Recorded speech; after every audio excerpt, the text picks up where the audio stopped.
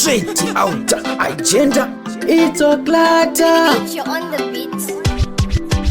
Dangariro dzangu ndombodzikisa Mwari dai ramangwana rangu razojeka. Misodzi pamatama ndombodzikisa Mwari zadzisa zvishuwo zvandinoshuwa. Totora nemi ndati ndimisa matenga, totora nemi ndati ndimika nyadenga, totora nemi ndati ndimisa matenga. Mwari inini ndasoneta.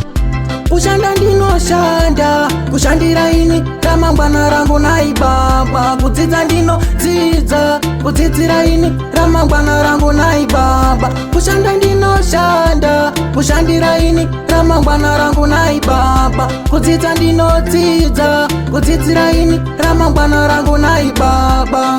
Andina nguva yekuzorora, parinobuda richinyura zuva.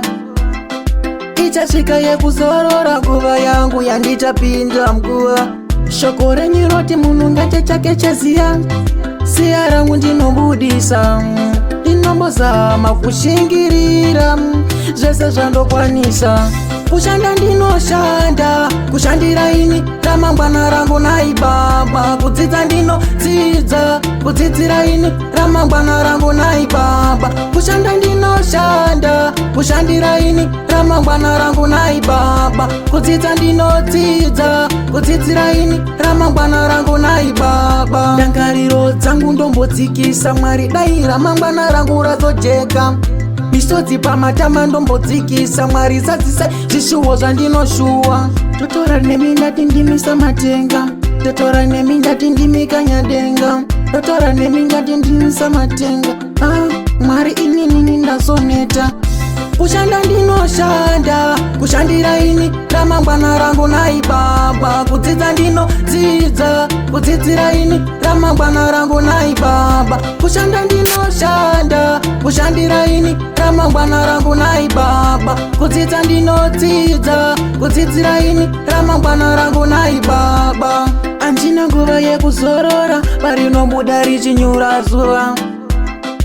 Ichasvika yekuzorora nguva yangu yandichapinda mguva. Shoko renyu roti munhu ngate chake cheziya.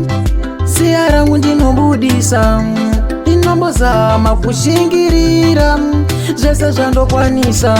Kushanda ndinoshanda, kushandira ini ramangwana rangu nai baba. Kudzidza ndinodzidza, kudzidzira ini ramangwana rangu nai baba. Kushanda ndinoshanda, kushandira ini ramangwana rangu nai baba. Kudzidza ndinodzidza, kudzidzira ini ramangwana rangu nai baba.